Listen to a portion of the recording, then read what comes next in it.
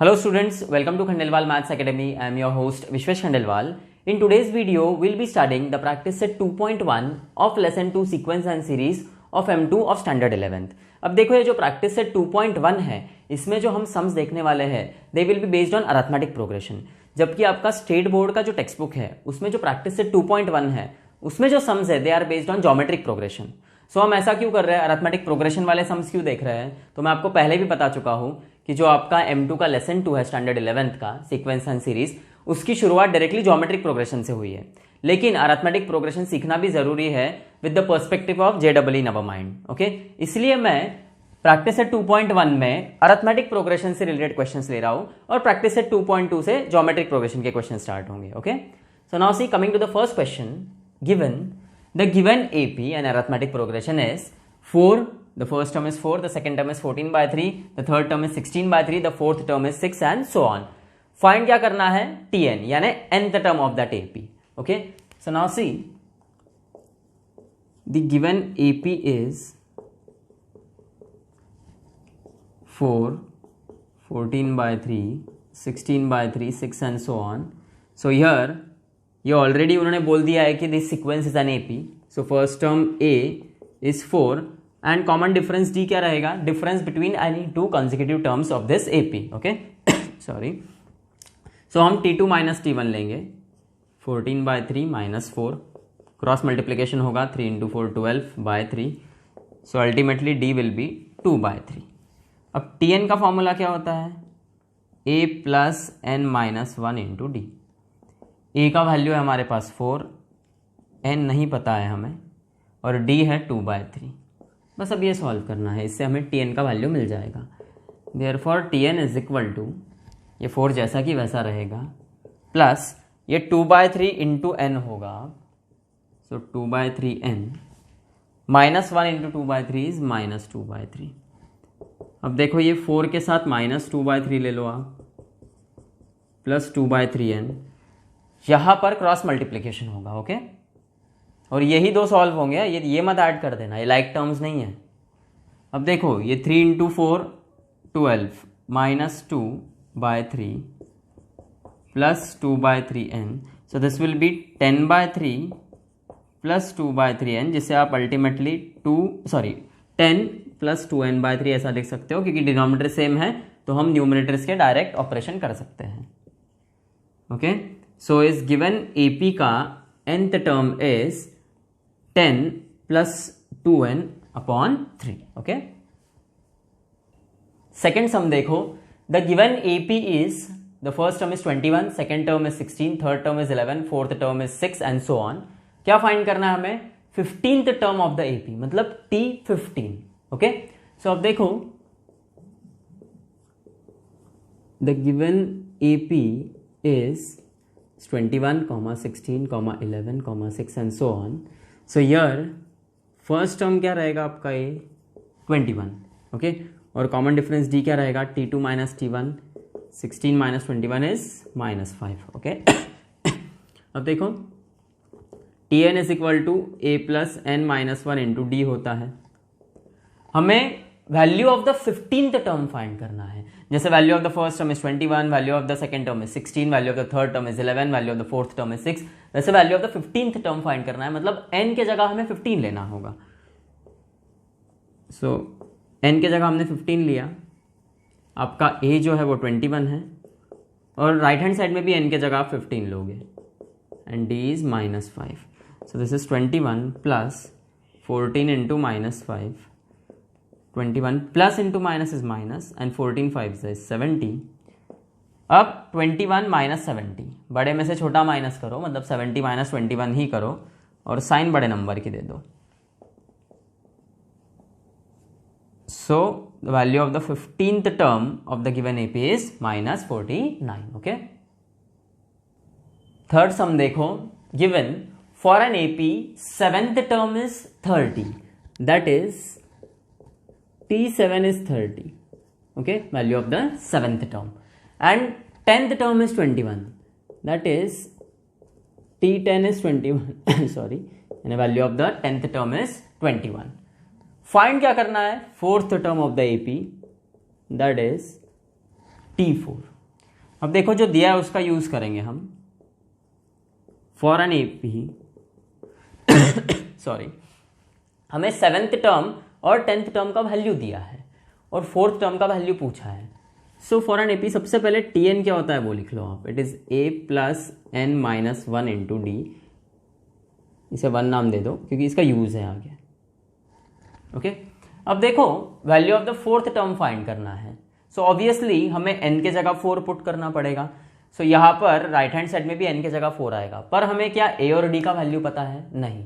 तो सबसे पहले a और d का वैल्यू फाइंड करना पड़ेगा। ना a का वैल्यू दिया है ना d का वैल्यू दिया है, हमें कुछ और ही दिया है। 7th टर्म का वैल्यू दिया है 30 और 10th टर्म का वैल्यू दिया है 21, तो इनका यूज करते हैं। सो कैसे करेंगे? Put n is equal to 7 in 1। तो जहां n दिख रहा है वहां पे 7 लिख दो।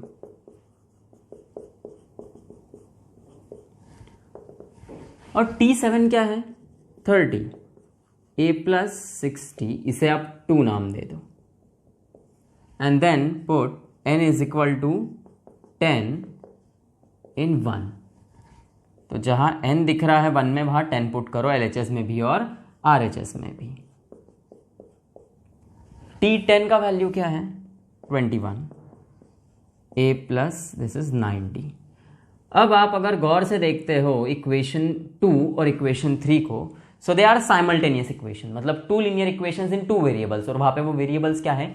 a एंड d, बराबर है। सो हम इसे बहुत से अलग अलग मेथड से सॉल्व कर सकते हैं जो हम स्टैंडर्ड 10th में सीख चुके हैं। ओके, ग्राफिकल मेथड है, एलिमिनेशन मेथड है, सब्स्टिट्यूशन मेथड है, क्रैमर्स रूल है, क्रॉस मल्टीप्लिकेशन मेथड है। तो सबसे इजी मुझे लगता है एलिमिनेशन मेथड।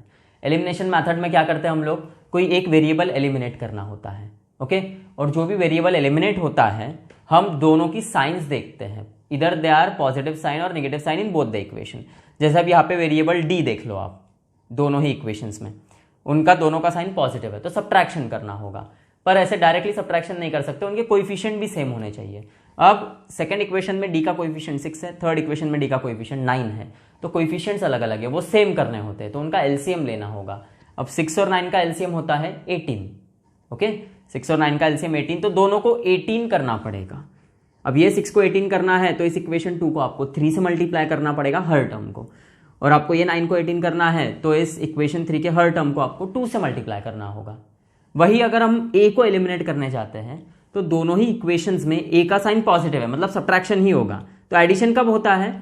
जब गिवन इक्वेशन से आपको जो वेरिएबल्स एलिमिनेट करना है तो उस वेरिएबल की एक इक्वेशन में साइन पॉजिटिव है और दूसरे इक्वेशन में साइन निगेटिव है, मतलब अपोजिट साइंस है, तब एडिशन होता है, बराबर है। पर यहां पर दोनों इक्वेशंस में d का भी साइन पॉजिटिव था तो भी सब्ट्रैक्शन ही करना पड़ता था, और दोनों इक्वेशंस में a का साइन भी पॉजिटिव है तो भी सब्ट्रैक्शन ही करना होगा। लेकिन हाँ, a एलिमिनेट करने का एक फायदा ये है कि a का कोएफिशिएंट दोनों ही इक्वेशन में सेम है, और वो क्या है? 1। सो यहाँ पे हमें इन इक्वेशंस को किसी से मल्टीप्लाई नहीं करना पड़ेगा। जैसे हाँ, d एलिमिनेट करने के लिए हमको इक्वेशन 1 को 3 से मल्टीप्लाई करना पड़ रहा था और इक्वेशन 2 को 3 से मल्टीप्लाई करना पड़ रहा था, और इक्वेशन 3 को 2 से मल्टीप्लाई करना पड़ रहा था। a एलिमिनेट करने के लिए वैसा नहीं करना होगा, हम करेंगे डायरेक्ट सब्ट्रैक्शन, क्योंकि दोनों जगह a का साइन सेम है। तो अब देखो, सब्ट्रैक्ट 3 फ्रॉम 2 करेंगे। ओके, क्योंकि 3 में यहाँ पे 21 छोटा नंबर है और 2 में जो 30 बड़ा नंबर है। सो 3 फ्रॉम 2, सो आप ये लिख लो, ठीक है, वो साइड लेते हैं। ऊपर आएगा equation 2, a plus 60 is equal to 30 minus a plus 90 is 21। अब देखो, रूल ऑफ सब्ट्रैक्शन ये है कि जब भी आप सब्ट्रैक्शन करोगे, सिर्फ सब्ट्रैक्शन के वक्त, एडिशन के वक्त नहीं होगा, सब्ट्रैक्शन के वक्त ये जो सेकंड इक्वेशन रहेगा उसमें हर टर्म का साइन चेंज होगा। जैसे यहाँ पे a का साइन प्लस है तो ये माइनस होगा, ये प्लस 90 है तो माइनस 90 होगा, और प्लस 21 है तो माइनस 21 होगा। प्लस है माइनस है कैंसिल, 6 माइनस 9 होगा -3, और ये d 30 माइनस 21 इज 9। अब क्या होगा, ये -3 d के साथ मल्टीप्लीकेशन में है, राइट साइड में जाएगा तो डिवाइड हो जाएगा, 3 3 जा 9, तो d आ गया आपका -3। अब देखो, d का वैल्यू -3 आया है, ये वैल्यू इक्वेशन 2 या इक्वेशन 3 में डालो जिससे हमें a का वैल्यू मिलेगा। मैं वो इक्वेशन 3 में डाल रहा हूं। Put d is equal to -3 in equation 3।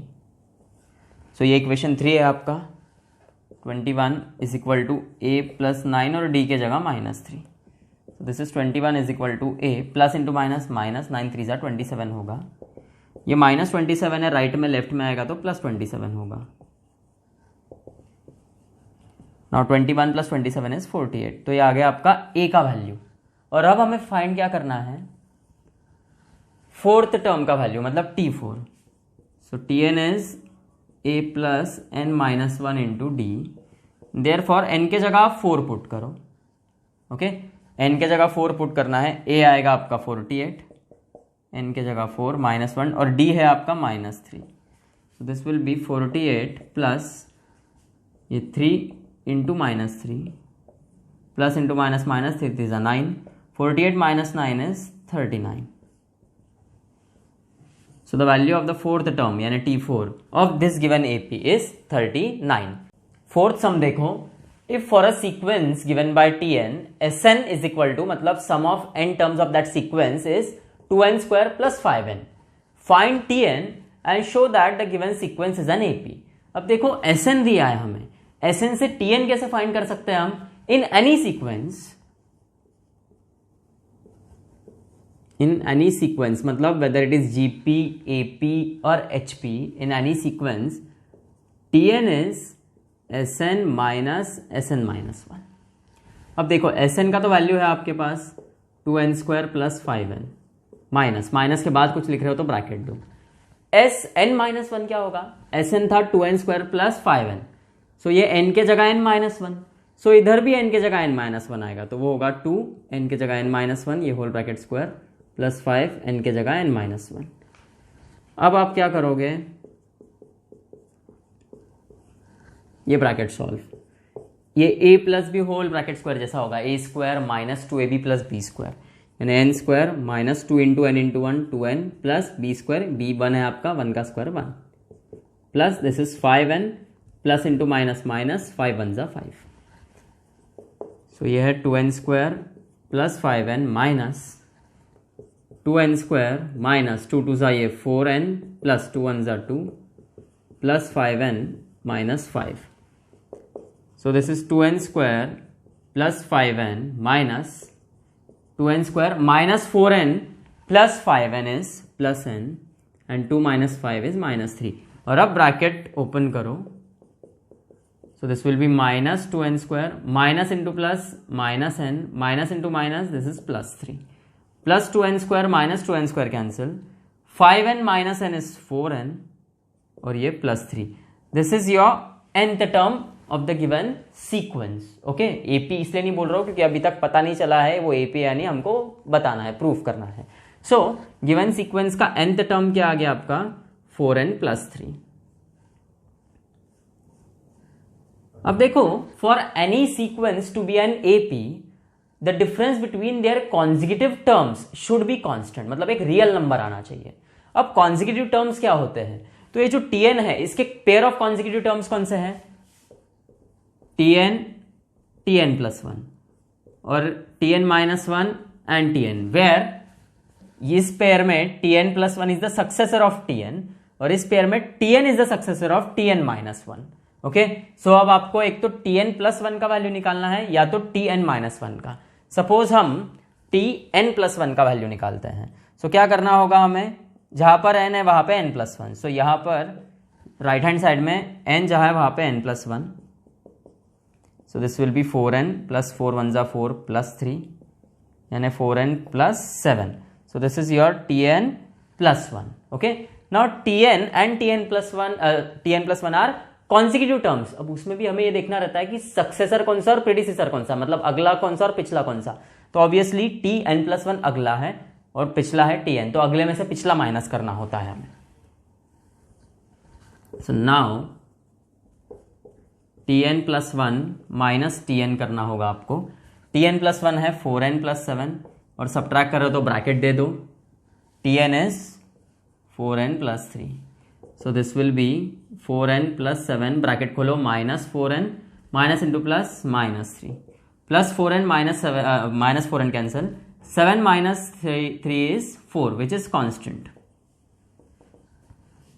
इसका मतलब difference between the two consecutive terms is constant. यहाँ पे कोई भी रियल नंबर आया मतलब वो कांस्टेंट है। Okay, that is difference between consecutive terms is constant। अब ये डायरेक्ट इस निष्कर्ष पे कैसे पहुंच गए हम लोग?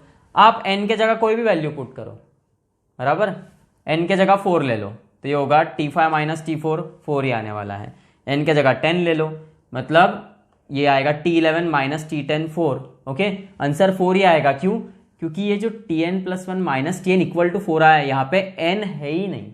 हाँ, यदि यहाँ पर n रहता तो ये कांस्टेंट नहीं कहलाता, और यदि यहाँ पर n रहता था तो यहाँ पर हम जो n की वैल्यू डालते थे तो इसकी वैल्यू वेरी होती थी, पर यहाँ पे कांस्टेंट आ गया मतलब n की जगह कुछ भी डालो आंसर 4 ही रहने वाला है। इसलिए हम डायरेक्ट बोल सकते हैं कि difference between any two consecutive terms is constant and therefore the given sequence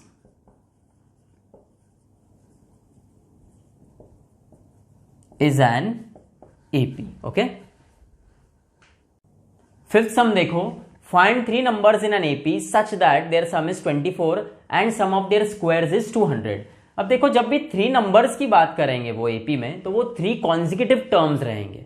okay, ऐसा नहीं कि कोई फर्स्ट टर्म रहेगा, कोई फोर्थ टर्म है, कोई 10th टर्म है, वो कॉन्जिक्यूटिव टर्म्स रहेंगे। ओके, फिर भले ही वो 3 नंबर्स रहो तो 3 कॉन्जिक्यूटिव टर्म्स की बात हो रही है, 4 नंबर्स है तो 4 कॉन्जिक्यूटिव टर्म्स की बात हो रही है, 5 नंबर्स है तो 5 कॉन्जिक्यूटिव टर्म्स की बात हो रही है। ओके, सो यहां पर हम लेंगे let the 3 consecutive terms of the AP be, और वो 3 consecutive terms हम लेंगे a minus D, a and a plus D. ये हम थियरी के वीडियो में देख चुके हैं। ओके, अब देखो पहली कंडीशन क्या है, their sum is 24, मतलब इनका एडिशन 24 है, यानी a minus d plus a plus d is 24। इसमें प्लस डी माइनस, सॉरी ये a माइनस डी था, plus d minus d cancel, a plus a is 3a, it is equal to 24। अब ये 3 multiplication में a के साथ left hand side में right में जाएगा तो 24 से डिवाइड होगा। सो a का वैल्यू आपको मिल गया 8। ओके, अब ये 3 कंसेक्यूटिव टर्म्स निकालना है हमें, तो सिर्फ a का वैल्यू नहीं चाहिए, d का भी चाहिए। सो एक सेकंड कंडीशन भी दी है हमें, सम ऑफ देयर स्क्वायर्स इज 200, मतलब सम यानी एडिशन किसका, इनके स्क्वायर्स का, मतलब a minus D whole bracket square plus A square plus a plus D whole bracket square is 200। देखो बहुत से बच्चे इसको ऐसा लिख देते हैं, ये ऐसा लिखते वो a minus d plus a plus D इनका स्क्वायर इज 200। सम, एडिशन और स्क्वायर बराबर है, ये ऐसा नहीं होता है।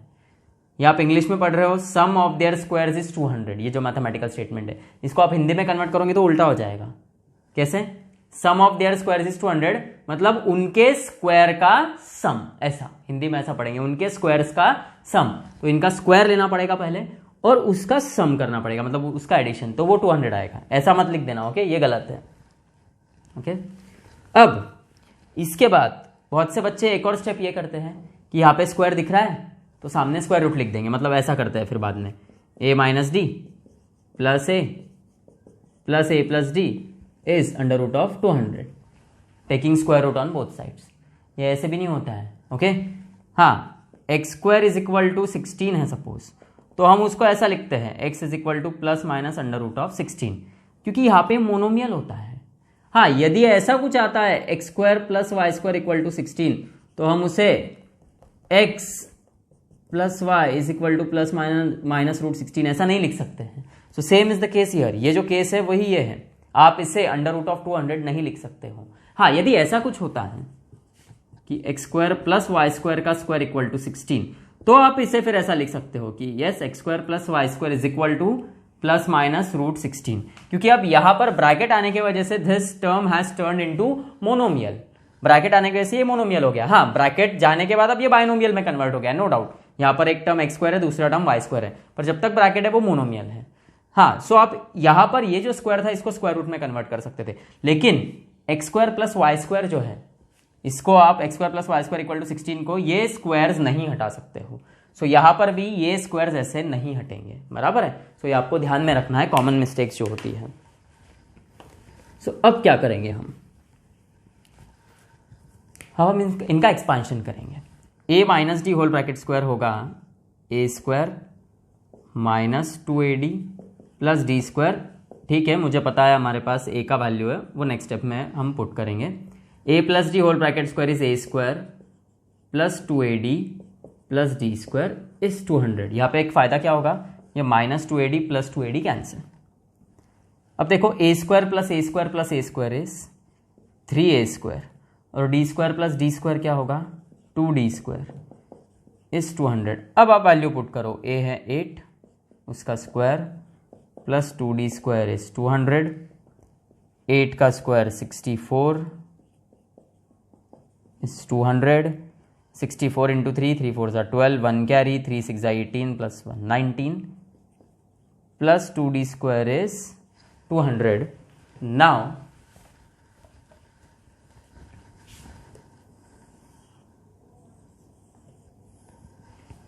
ये प्लस 192 है, लेफ्ट में राइट में आएगा तो माइनस 192 होगा, मतलब 2d स्क्वायर इज 200 माइनस 192, तो 2d स्क्वायर होगा 8। अब ये 2d स्क्वायर के साथ मल्टीप्लीकेशन में लेफ्ट में राइट में आएगा तो डिवाइड होगा,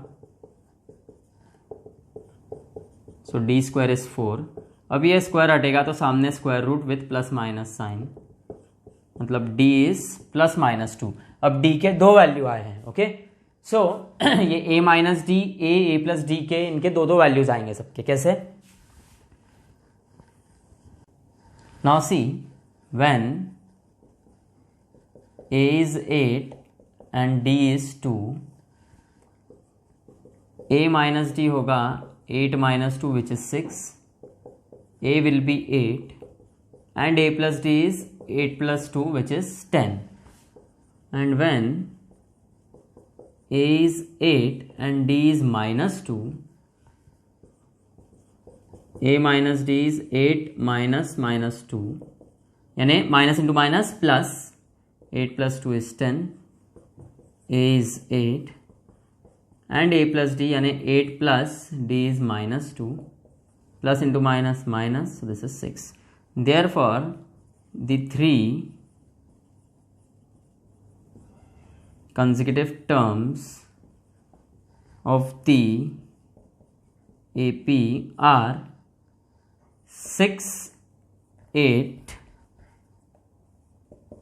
10 और 10, 8, 6। ओके,